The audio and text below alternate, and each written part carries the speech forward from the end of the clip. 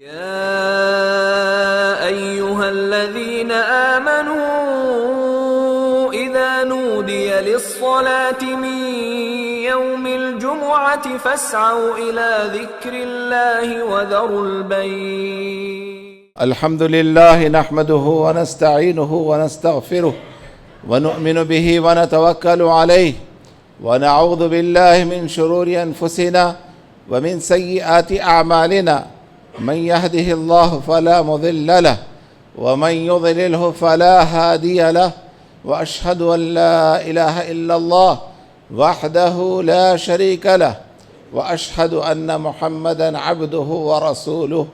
أما بعد، فإن خير الحديث كتاب الله، وخير الهدي هدي محمد صلى الله عليه وسلم، وشر الأمور محدثاتها، وكل محدثة بدعة، وكل بدعة ضلالة، وكل ضلالة في النار.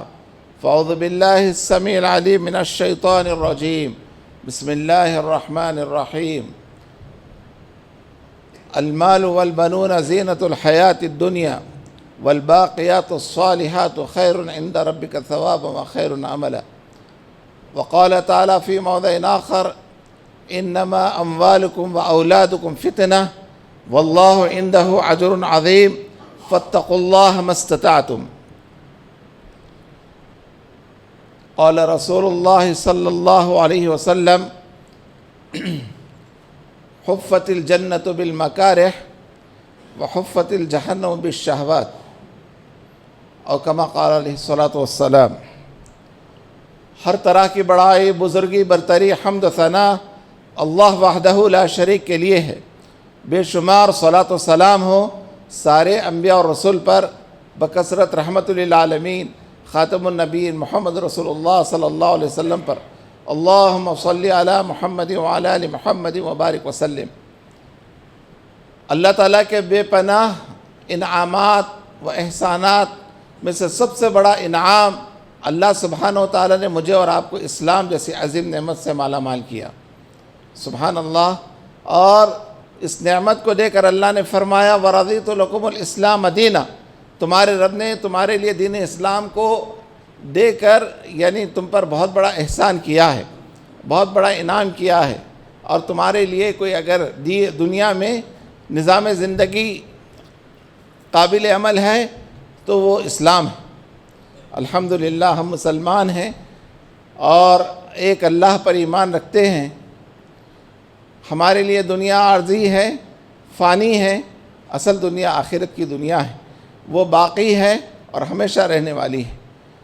اور اللہ تعالیٰ نے مجھے اور آپ کو اس دنیا میں بھیجا آخرت کو بہتر بنانے کے لیے، آخرت کو اچھے سے اچھا بنانے کے لیے. حدیث کا مطالعہ کریں گے تو یہ بات معلوم ہوتی ہے کہ نبی کریم صلی اللہ علیہ وسلم نے صحابہ کو ہمیشہ آخرت کی تیاری کرنے کا حکم دیا، اور خود بھی آپ ہمیشہ آخرت کی تیاری میں ہماتن مصروف رہتے. کیونکہ دنیا اصل دنیا نہیں ہے، فانی دنیا ہے، فنا ہونے والی ہے.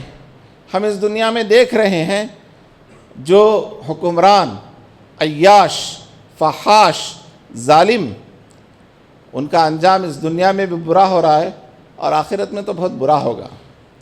آپ زیادہ دور نہ جائیے.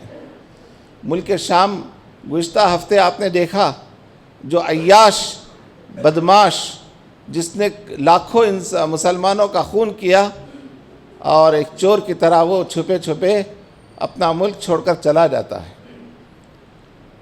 دکھنے میں ایک مسلم حکمران ہے. ایک مسلم حکمران کو عادل، منصف رہنا چاہیے، یعنی انصاف کرنے والا، رحم دل، لیکن بڑا ظالم اور عیاش. ساری چیزیں چھوڑ دی اس نے. اپنے عالیشان محل کو چھوڑ دیا، اپنے یعنی عالیشان جو کاریں تھیں ان سب کو چھوڑ دیا، اور اپنی جان بچانے کے لیے نکل پڑا. دوسرے ملک میں جا کر پناہ لی اس نے. انما اموالکم واولادکم فتنہ. یقیناً تمہارا مال، تمہاری اولاد آزمائش ہے. عربی میں فتنہ کہتے ہیں آزمائش کو. اردو کا فتنہ الگ ہے، عربی کا فتنہ الگ ہے. عربی زبان میں فتنہ کہتے ہیں آزمائش کو. اللہ تعالیٰ دولت دے کر بھی آزماتا ہے، نہیں دے کر بھی آزماتا ہے، اولاد دے کر بھی آزماتا ہے، نہیں دے کر بھی آزماتا ہے، یہ اس کی قدرت ہے، وہ جیسا چاہے کرے۔ اور آپ دیکھیے ابھی حال میں ہی 2 مسلم ممالک کے حکمرانوں نے بے عزتی کے ساتھ اپنے ملک کو چھوڑا۔ بنگلہ دیش کی یعنی جو لیڈر تھی اس نے خود اپنا ملک چھوڑا اور دوسرے ملک میں آ کر پناہ لی، ساری دولت بیکار، سارے عہدے بیکار۔ اصل چیز ایمان ہے، ایمان کی حفاظت کرنی چاہیے، ایمان کی حفاظت، چاہے وقت کا حکمران ہو یا عام آدمی ہو، ہم سب کو چاہیے کہ اپنے ایمان کی حفاظت کرے، اپنے ایمان کو مضبوط اور مستحکم کرنے کی کوشش کرے۔ اللہ اکبر۔ اللہ کے رسول صلی اللہ علیہ وسلم سے پوچھا جاتا ایُّ الاسلام افضل یا رسول اللہ، افضل ترین اسلام کیا ہے؟ آپ نے اپنی امت کو یہ تعلیم دی قیامت تک آنے والی کہ قل آمنت باللہ ثم استقم، کہو میں اللہ پر ایمان لایا، اس کے بعد استقامت دکھاؤ، جم جاؤ، ڈٹ جاؤ اسلام پر زندگی کے آخری سانس تک۔ اللہ اکبر۔ آپ نے ابھی گزشتہ ہفتے دیکھا مدھیہ پردیش کے 3 ننھے منھے معصوم بچے جو گراؤنڈ میں کھیل رہے تھے اور بیٹھ گئے، ظالم آتا ہے اور آ کر کہتا ہے کہ شرکیہ کلمات کہو۔ اللہ ان بچوں کی حفاظت کرے۔ ان بچوں نے صاف انکار کیا۔ یہ ہے ایمان، یہ ہے استقامت۔ چھوٹے بچے جن کی عمریں 10 سے 12 سال ہوگی، انہوں نے کہا کہ ہم اپنی زبان سے شرک کیا کلمات ادا نہیں کریں گے۔ ایک لڑکے نے تو بار بار اللہ اللہ کہا، اس کے اللہ اللہ کہنے پر اور اس کو مارا جاتا، اس کے سر پر جو ہے مکے مارے جاتے، اس کے چہرے پر جو ہے گھونسے مارے جاتے، لیکن اس کے باوجود بچہ جو ہے اللہ کے مبارک نام کو چھوڑنے تیار نہیں۔ یہ ہے استقامت۔ امام مالک رحمۃ اللہ علیہ نے فرمایا کہ اس امت میں سدھار اور اس امت میں بہتری اسی وقت آئے گی جب کہ یہ امت اپنے صف اول کے لوگوں سے رشتے کو مضبوط کرے، اپنے صف اول کے لوگوں کو آئیڈیل مانے، بہترین نمونہ مانے۔ اللہ اکبر۔ ہمارے لیے صف اول کے لوگ کون ہیں؟ صحابہ اکرام ہیں، ائمہ اکرام ہیں، محدثین اعظام ہیں، یہی سلف صالحین ہیں، یہی سلف صالحین ہیں۔ ان کی طرح اپنی زندگی بنانا، اسی کا نام ہے اسلام، اسی کا نام ہے ایمان۔ اگر ہم دنیا کی دولت کی بھول بھلائیوں میں اللہ کی تعلیمات کو بھول جائیں گے، رسول اللہ صلی اللہ علیہ وسلم کی سنتوں کو بھول جائیں گے، تو جنت کا ملنا مشکل ہے، جنت کا ملنا مشکل ہے۔ یہاں ہماری مرضی کے مطابق چیزیں نہیں ملیں گی۔ حفت الجنت بالمکارہ، جنت کے اطراف ناپسندیدہ چیز رکھ دی گئی۔ ہم کو کہا گیا شراب نہیں پینا، ہم کو کہا گیا کہ ریشمی لباس نہیں پہننا، ہم کو کہا گیا اسراف نہیں کرنا، گالی نہیں دینا، جھوٹ نہیں بولنا۔ یہ ساری جو چیزیں رکھی گئی ہے جنت کے اطراف، یہ کریں گے جنت ملے گی۔ وحفت جہنم بالمکارہ، حفت الجہنم بالشہوات، جہنم کے اطراف دنیا کی مرغوب چیزیں رکھ دی گئی، شراب، جھوٹ، لوٹ کھسوٹ، ظلم۔ یعنی انسان یہ چاہتا ہے نا دنیا میں، تو استغفر اللہ۔ تو دیکھیے سلف صالحین اس دنیا کو حقیر جانتے تھے، معمولی جانتے تھے۔ اس دنیا کے پیچھے کبھی انہوں نے اپنے آپ کو لگائے نہیں رکھا۔ جہاں مردوں نے اپنے آپ کو یعنی اللہ سے محبت کی اور دنیا کی دولت کے پیچھے نہیں پڑے، اسی طرح سے خواتین اسلام نے بھی یہی کام کیا۔ اللہ اکبر۔ حضرت عمر رضی اللہ تعالیٰ عنہ امیر المومنین مدینے میں ہیں، روم اور ایران کو فتح کیا انہوں نے، سبحان اللہ، فوج کو بھیج کر۔ یہ رعب، یہ ایمان، یہ جلال، یہ طاقت ایمان کی وجہ سے ملی۔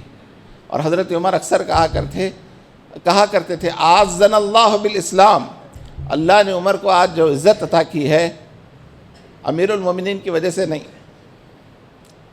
اقتدار کی وجہ سے عزت نہیں ہے، عزت ہے ایمان کی وجہ سے۔ وَلِلَّهِ الْعِزَّةُ وَلِرَسُولِهِ وَلِلْمُؤْمِنِينَ، اس دنیا میں عزت کے حقدار اللہ، رسول اور اہل ایمان والے ہیں. سبحان اللہ. تو ہم دیکھیں گے کہ حضرت عمر رضی اللہ تعالیٰ نے کیسے سیدھی سادی زندگی گزاری. حضرت عمر جس طرح سے سیدھی سادی زندگی گزارتے تھے، ان کے اہلیہ بھی اسی طرح سے بالکل سادی زندگی کو پسند کرتے تھے. ایک مرتبہ حضرت عمر کی اہلیہ نے کہا، امیر المومنین جی چاہتا ہے کہ آج گھر میں میٹھا بنایا جائے. اللہ اکبر. کتنے سال لگے ہوں گے میٹھا نہیں کھا کر، اور خواہش ظاہر کی جا رہی ہے کہ آج گھر میں میٹھا بنایا جائے. حضرت عمر نے کہا، ہم کو وظیفہ تو معمولی ملتا ہے، اور تم کہاں سے میٹھا بنانے کی خواہش کر رہے ہو؟ کہاں ہے پیسے ہمارے پاس کہ ہم میٹھا کھائیں؟ حضرت عمر کے پیش نظر جنت کی نعمتیں، حصول جنت کا جذبہ. سبحان اللہ. کیا آج میرے اور آپ کے اندر ہے حصول جنت کا جذبہ؟ نہیں ہے تو ہونا چاہیے. حضرت عمر نے کہ اہلیہ نے کہا، امیر المومنین میں نے روز کے پیسوں میں سے کچھ بچا رکھے ہیں اور اس سے میٹھا بنانا چاہتی ہوں. حضرت عمر رضی اللہ تعالیٰ عنہ نے وہ پیسے منگائے اور منگا کر اپنے غلام سے کہا کہ ان پیسوں کو بیت المال میں داخل کر دو. سبحان اللہ. خواتین سنیں وہ کیسے اللہ کی نیک بندیاں تھیں جو شوہر کی اطاعت کیا کرتی تھی، اور اپنے غلام سے کہا کہ بیت المال کے انچارج سے کہیں کہ آئندہ مہینے سے ہمارے وظیفے میں اتنے پیسے کم کر دیے جائیں، یہ ہماری ضرورت سے زیادہ ہے. آج کتنے ایسے فیملیز ہیں، کتنے ایسے گھرانے ہیں جو 2 وقت کی روٹی کے لیے تڑپ رہے ہیں، اور ہم میٹھا کھاتے رہیں. اللہ اکبر. یہی ایمان تھا، یہی تقویٰ تھا کہ دنیا ان کے نام سے تھراتی تھی، کانپتی تھی، اور دشمن لعین مردود شیطان جس گلی سے حضرت عمر گزرتے اس گلی میں قدم نہیں رکھتا تھا. یہ تھا ایمان، یہ تھا جذبہ، یہ تھا ایمان پر استقامت. سبحان اللہ. اور آگے بڑھتے جائیے، بے شمار واقعات ہیں. حضرت عمر رضی اللہ تعالیٰ عنہ کے زمانے میں وفود آیا کرتے تھے مختلف جگہوں سے. حمص ایک مقام ہے، ملک شام میں ہی ہے وہ حمص. بعض لوگ حمص وغیرہ بولتے ہیں لیکن اصل اس کا نام ہے حمص. اس کے گورنر تھے حضرت سعید بن عامر رضی اللہ تعالیٰ عنہ. ایسے حضرت عمر نے گورنروں کا سلیکشن کیا تھا کہ وہاں پر کوئی بددیانتی نہ ہو، ظلم نہ ہو، لوگوں کے ساتھ انصاف ہو، لوگوں کے وہ خادم بن کر رہیں. اور آج کا لیڈر چاہے کسی بھی مذہب کا ہو، کسی بھی قوم کا ہو، اقتدار کے نشے میں ایسے چور ہے، کبھی عوام کی خدمت نہیں کریں گے. وہ عوام کو تکلیفیں دیں گے، دکھ پہنچائیں گے، اور بے رحم اور سنگ دل ہیں آج کے لیڈر، چاہے مسلم دنیا کے ہوں یا غیر مسلم دنیا کے. ہمارے سامنے موجود ہیں. حضرت عمر رضی اللہ تعالیٰ نے کے پاس حمص کے کچھ لوگ آئے. حضرت عمر نے پوچھا کہ تمہارے پاس کتنے غریب لوگ ہیں، ذرا ان کی ایک فہرست دی جائے، ان کی ایک فہرست دے دی جائے، تاکہ میں جو مرکزی بیت المال ہے مدینے کا، اس سے ان کا تعاون کرنا چاہتا ہوں. لوگوں نے، حمص کے لوگوں نے سب سے پہلا نام فقیروں کی لسٹ میں کس کا لکھا؟ سعید بن عامر، جو وقت کے گورنر ہیں حمص کے. حمص کی ساری دولت ان کے پاس ہے. اپنے گورنر کا نام لکھا سعید بن عامر. پہلے فقیروں میں سب سے پہلی پوزیشن ہے ان کی. اللہ اکبر. ہم سب کیا آنکھ کھولنے کے لیے واقعہ کافی ہے. کیا ایمان تھا، کیا تقویٰ تھا حضرت سعید بن عامر رضی اللہ تعالیٰ عنہ کا. حضرت سعید بن عامر رضی اللہ تعالیٰ عنہ کے نام کے ساتھ اور کئی نام لکھے گئے. حضرت عمر نے 1000 دینار ایک تھیلی میں رکھ دیے اور کہا لوگوں سے، حمص کو پہنچو گے تو سب سے پہلے یہ سعید بن عامر کو دینا، تاکہ وہ اپنی ضرورتیں پوری کرتے ہوئے اور اچھے انداز میں تمہاری خدمت کر سکے. سبحان اللہ. حضرت سعید بن عامر کے پاس یہ قافلہ پہنچا اور وہ تھیلی حوالے کی 1000 دینار کی. حضرت سعید بن عامر رضی اللہ تعالی عنہ گھر گئے، جا کر اس تھیلی کو کھول کر دیکھا اور کہا، انا للہ و انا الیہ راجعون. اہلیہ نے کہا کیا بات ہے، کیا کوئی بڑی مصیبت آ گئی ہے؟ حضرت سعید بن عامر نے کہا ہاں، کیا تم میری مدد کرنے تیار ہو، اس مصیبت سے مجھے چھٹکارا دلانے تیار ہو؟ اللہ کی بندی نے کہا بالکل، میں آپ کا ساتھ دینے تیار ہوں۔ حضرت سعید بن عامر کے الفاظ تاریخ اسلام کے ان کتابوں میں سنہری حروف سے لکھے جانے کے قابل ہیں۔ حضرت سعید بن عامر نے کہا دخلت علی الدنیا، آج دنیا میرے گھر میں داخل ہو گئی ہے، لتفسد آخرتی، تاکہ میری آخرت کو بگاڑ دے، آخرت کو برباد کر دے۔ دولت جب زیادہ آ جاتی ہے آدمی کا ایمان بھی کمزور ہونے لگتا ہے، اور اس وقت آدمی ہر ایک کی خواہشات کو پوری کرنے کی کوشش کرتا ہے، اللہ کی مرضی کو پیٹھ پیچھے ڈال دیتا ہے، رسول اللہ صلی اللہ علیہ وسلم کی تعلیمات کو پیٹھ پیچھے ڈال دیتا ہے۔ اس کے پیش نظر بیوی کی خواہش پوری ہو، بچوں کی خواہش پوری ہو، خاندان کے ہر فرد کی خواہش پوری ہو۔ یہ دولت کمائی کس واسطے؟ یاد رکھیے، دولت اسی لیے نہیں کمائی گئی بلکہ اس لیے کمائی گئی کہ اللہ کے راستے میں اس کو خرچ کیا جائے، فقراء، غرباء، مساکین وغیرہ پر۔ حضرت سعید بن عامر نے کہا یہ 1000 اشرفیاں ہیں سونے کی، اس کو ہم ابھی غرباء میں تقسیم کر دیں گے۔ شوہر اور بیوی دونوں مل کر غرباء اور مساکین میں حمص کے تقسیم کر دیے۔ 1000 سونے کے سکے کوئی معمولی بات نہیں ہے، کتنی بڑی دولت۔ اللہ اکبر، انما اموالکم و اولادکم فتنہ، یقیناً تمہارا مال، تمہاری اولاد آزمائش ہے۔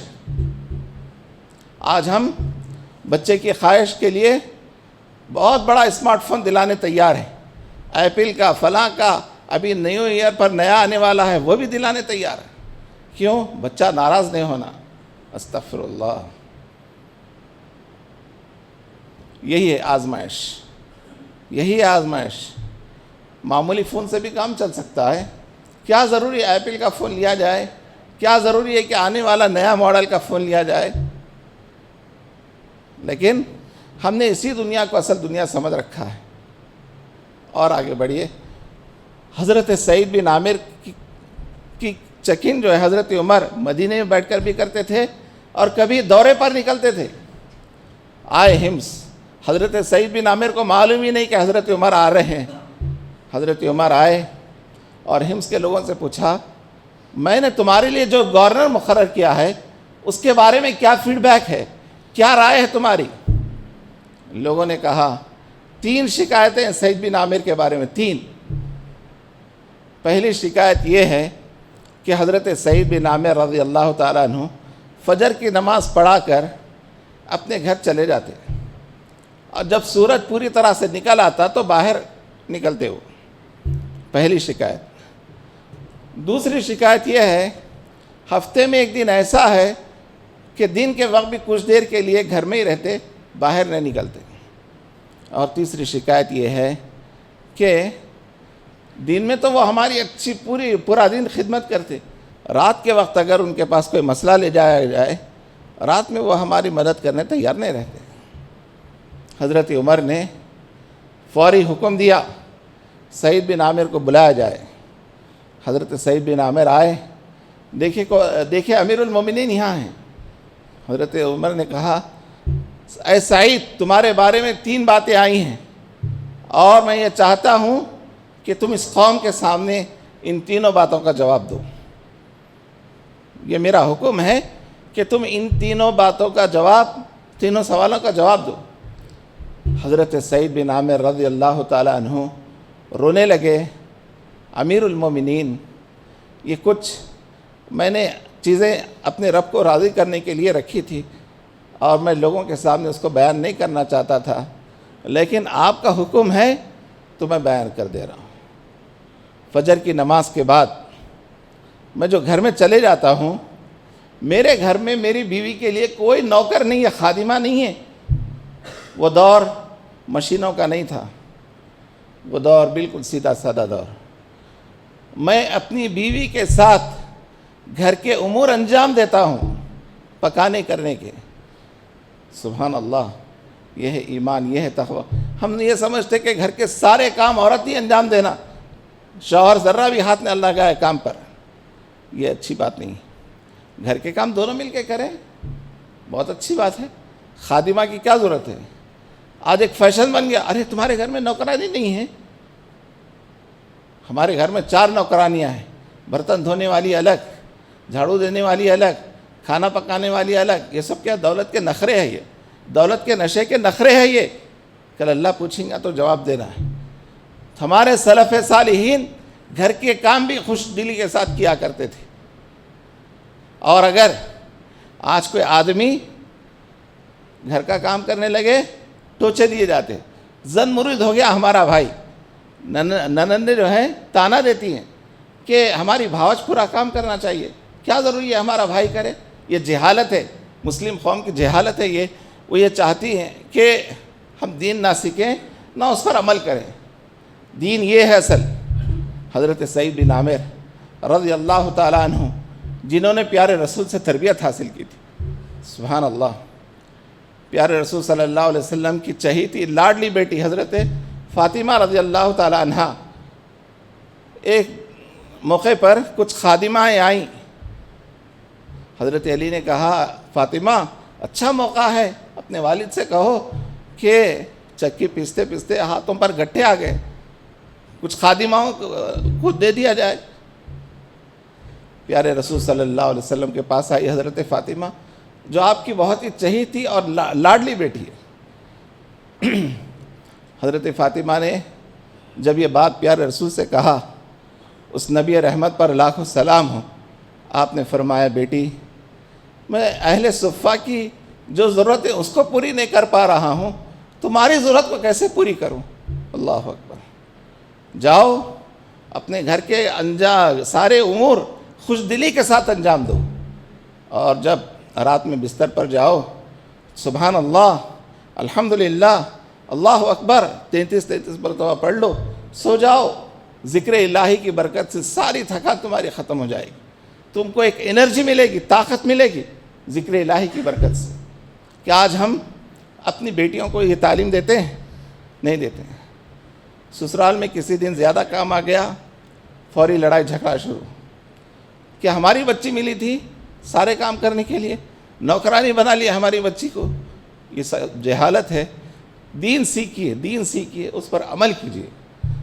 حضرت سعید بن عامر رضی اللہ تعالیٰ عنہ نے کہا کہ میرے لیے کوئی خادمہ نہیں ہے، اس لیے میں اپنی بیوی کے ساتھ ہاتھ بٹاتا ہوں اور اس کے بعد باہر نکلتا ہوں، لوگوں کی خدمت کرتا ہوں۔ دوسری اہم بات یہ ہے، امیر المومنین جسم پر ایک جھبا ہے، ایک جھبا ہے میرا، اس کے علاوہ اور کوئی دوسرا جھبا نہیں ہے۔ ہفتے میں ایک دن میں اس جھبے کو اتار کر دھونے ڈالتا ہوں اور کپڑا لپٹ کر بیٹھ جاتا ہوں۔ جب جھبا سوکھ جاتا ہے اس کو پہن کر لوگوں کے سامنے آتا ہوں۔ اللہ اکبر۔ آج ہمارے پاس بھی کپڑے ہیں، کتنے کپڑے ہیں دیکھ سکتے ہیں آپ، اور وہاں پر سعید بن عامر کے سامنے اپنا اقتدار، اپنی پوزیشن، اپنا عہدہ بڑا نہیں، ان کے سامنے ایک ہی چیز تھی، اللہ سبحانہ و تعالیٰ کی خوشنودی، اللہ سبحانہ و تعالیٰ کی رضا، اس سے بڑھ کر کچھ نہیں۔ دنیا ناراض ہو کوئی بات نہیں۔ ہم لوگ کیا بولتے ہیں؟ ارے اگر ہم ایسا کریں گے لوگ کنجوس بولیں گے، لوگ فلاں بولیں گے، لوگ یہ نام رکھیں گے۔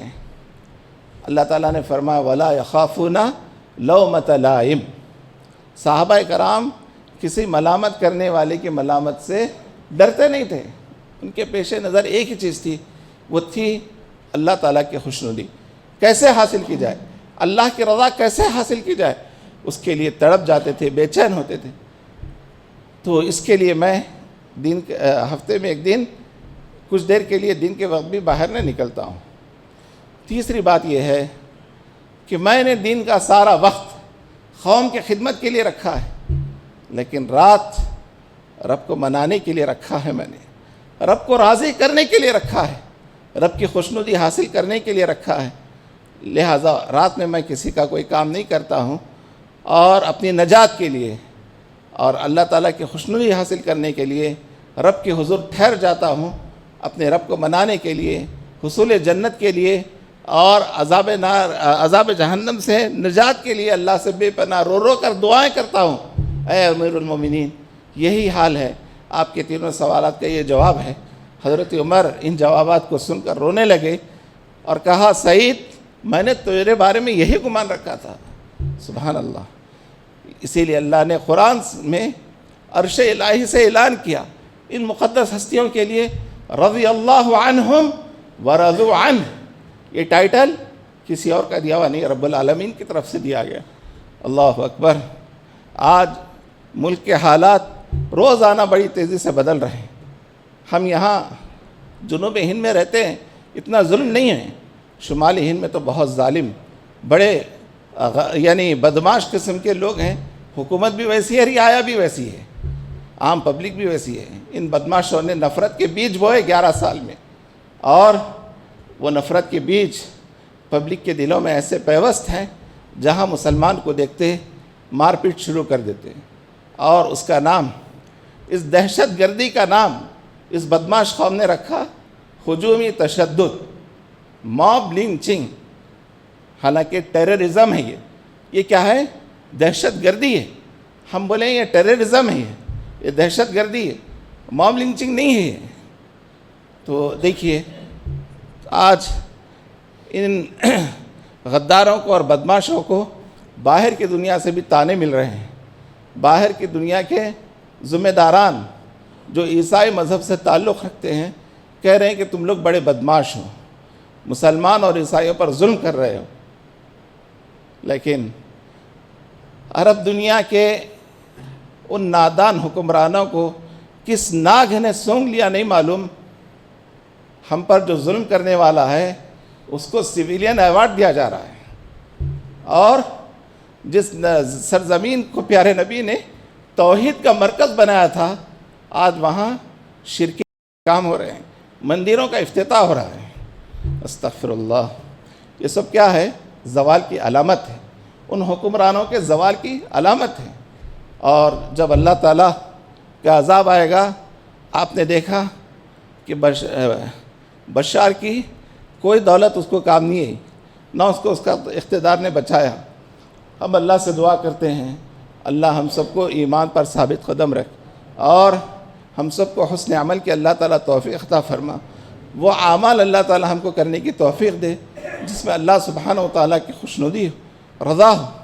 اللہ تعالیٰ ہم سب کا رشتہ صحابہ کرام سے جوڑ دے، اور ہم سب کو یہ توفیق دے کہ ہم بھی اسی طرح سے اعمال صالحہ کریں جس طرح سے صحابہ کرام کیا کرتے تھے۔ آمین۔ بارک اللہ لنا ولکم فی القرآن العظیم ونفعنی وإیاکم بالآیات والذکر الحکیم، انہ تعالی جواد کریم ملک بر رؤوف رحیم رب حلیم۔